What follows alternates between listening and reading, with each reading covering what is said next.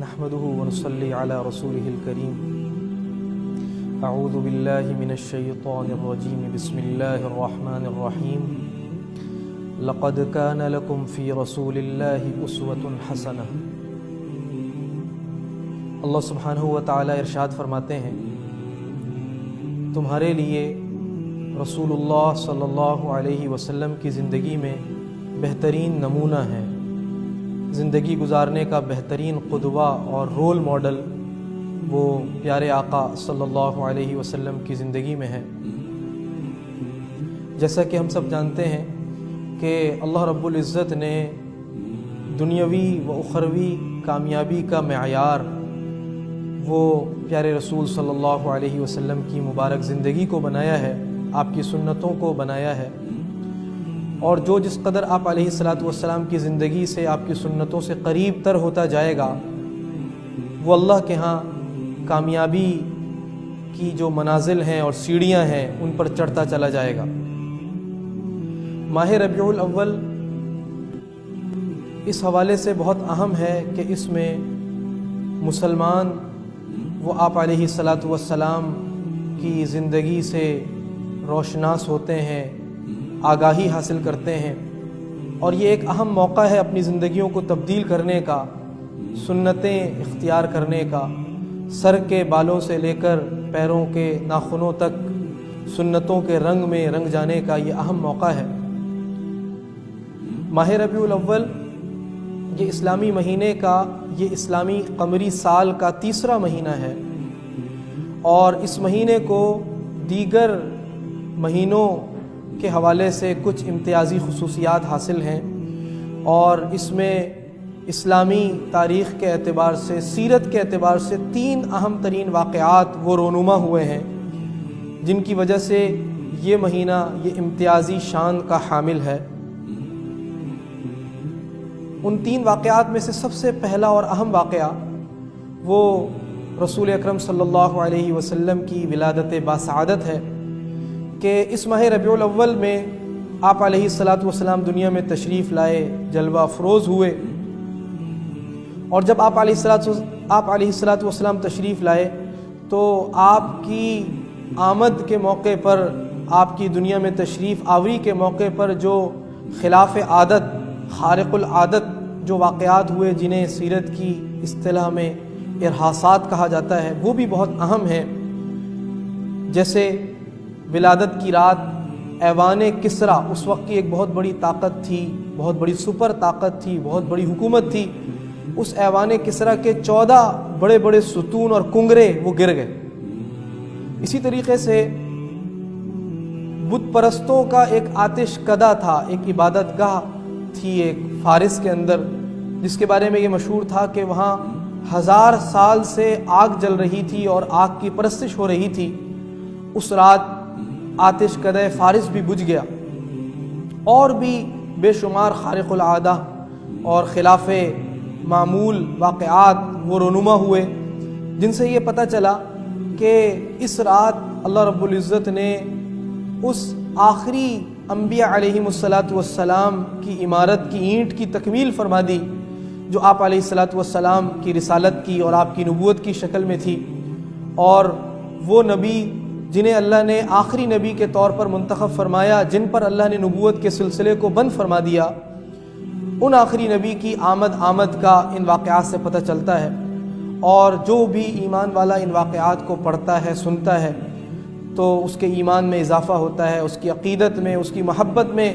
آپ علیہ الصلاۃ والسلام کے ساتھ جو ایک قلبی تعلق اور عشق ہے اس میں ان واقعات کے پڑھنے کے بعد اضافہ ہوتا ہے۔ دوسرا اہم ترین واقعہ جو اس ماہ مبارک میں پیش آیا وہ ہے ہجرت مدینہ۔ رسول اکرم صلی اللہ علیہ وسلم کو 40 سال کی عمر میں نبوت کے شرف سے سرفراز فرمایا گیا، اور پھر آپ نے اپنی شریعت کی، اپنے دین کی، توحید کی، رسالت کی دعوت دی اہل مکہ کو، لیکن بیشتر لوگوں نے آپ علیہ الصلاۃ والسلام کی بات نہ مانی اور مخالفت پر اتر آئے، حتیٰ کہ وہ مخالفت اتنی بڑی کہ یہ مشرکین مکہ آپ علیہ الصلاۃ والسلام اور آپ کے صحابہ اور جانثاروں کی جان کے دشمن بن گئے۔ تو آپ نے صحابہ کو پہلے حبشہ کی طرف ہجرت کا حکم دیا اور پھر اس کے بعد خود طائف تشریف لے گئے، لیکن اللہ رب العزت نے مدینہ منورہ کو، جس کا قدیم نام یثرب تھا، اس کو رسول اکرم صلی اللہ علیہ وسلم کی ہجرت گاہ اور دار الہجرہ کے طور پر منتخب فرمایا، اور سن 13 نبوی ربیع الاول، ماہ ربیع الاول کی پہلی تاریخ کو آپ علیہ الصلاۃ والسلام نے مدینہ منورہ کی جانب ہجرت فرمائی، اور وہاں پہنچ کر ایک اسلامی حکومت اور ریاست کی داغ بیل ڈالی، اور وہاں جتنی اقوام اور ملت کے لوگ موجود تھے، مذاہب کے لوگ موجود تھے، ان سے آپ نے ایک معاہدہ فرمایا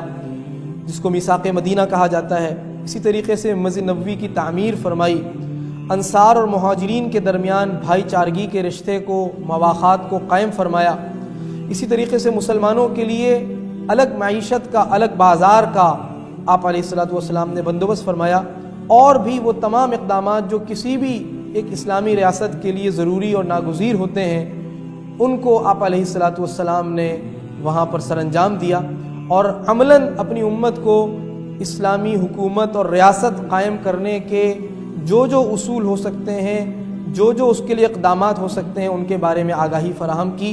تو اس ہجرت مدینہ کے اندر بھی امت کے لیے بہت ساری نصیحت کی باتیں ہیں، بہت سے قیمتی اسباق ہیں، بہت سی چیزیں اور بہت سی کام کی باتیں اس کے اندر پنہا ہیں، اور مسلمانوں کو اس گوشے کا اور اس اہم واقعے کا بھی ضرور مطالعہ کرنا چاہیے، سمجھنا چاہیے۔ تیسرا اہم ترین واقعہ جو ماہ ربیع الاول میں رونما ہوا، وہ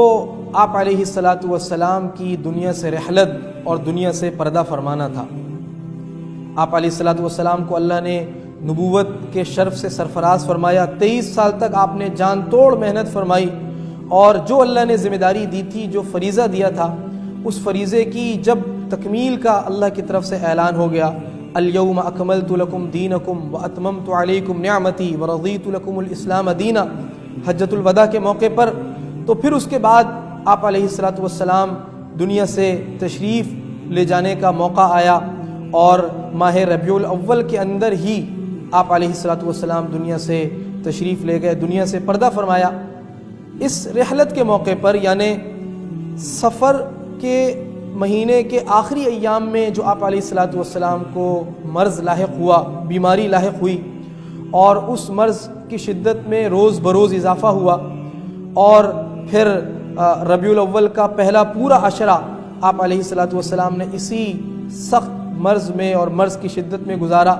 اور ایسا بھی اس میں موقع آیا کہ صحابہ اکرام وہ پھوٹ پھوٹ کر روئے آپ علیہ الصلاۃ والسلام کی حالت دیکھ کر، آپ کی بیماری دیکھ کر۔ لیکن ان آخری ایام میں آپ علیہ الصلاۃ والسلام نے اپنی نبوت کی جو زندگی تھی، جو 23 سالہ نبوی زندگی تھی اور 63 سالہ جو عمومی زندگی تھی، اس پوری زندگی کا خلاصہ وہ اپنی امت کے سامنے رکھا اور امت کو پیش کیا، اور بہت قیمتی نصائح فرمائیں۔ جن میں سے ایک اہم نصیحت نماز کے بارے میں بھی تھی کہ آپ علیہ الصلاۃ والسلام نے بالکل آخری موقع پر فرمایا، الصلاۃ وما ملکت ایمانکم، نمازوں کا اہتمام کرنا، اور جو تمہارے ماتحت لوگ ہیں، تمہارے نوکر ہیں، خادم ہیں، ملازم ہیں، تمہارے غلام ہیں، ان کے ساتھ حسن سلوک کرنا، ان کے ساتھ نرمی کا، پیار کا، محبت کا معاملہ کرنا، یہ نصیحت آپ نے فرمائی۔ اسی طریقے سے آخری وقت تک عملاً آپ علیہ الصلاۃ والسلام صدقہ کرتے رہے، خرچ کرتے رہے، دیتے رہے۔ اسی طریقے سے جس طرح آپ نے ساری زندگی توحید کی دعوت دی، شرک سے اپنی امت کو بچایا، ان آخری ایام میں آپ علیہ الصلاۃ والسلام نے ارشاد فرمایا، قاتل اللہ الیہود اتخذوا قبور انبیائہم مساجدا، اللہ تعالیٰ یہودیوں کو ہلاک و برباد کرے، انہوں نے اپنی انبیاء کی جو قبریں تھیں انہیں سجدہ گاہ بنا لیا۔ اپنی امت کو آپ نے فرمایا، تاکید فرمائی، ڈرایا کہ ہرگز تم نبیوں کی، شہداء کی، صدیقین کی، صالحین کی، اولیاء کی جو قبور ہیں، جو ان کی قبریں ہیں، ان پہ سجدے نہ کرنا، یہ آپ نے نصیحت فرمائی، یہ تاکید فرمائی۔ اسی طریقے سے اللہ سے حسن ظن کے بارے میں آپ نے فرمایا کہ تم میں سے کوئی بھی شخص اس وقت تک نہ مرے جب تک کہ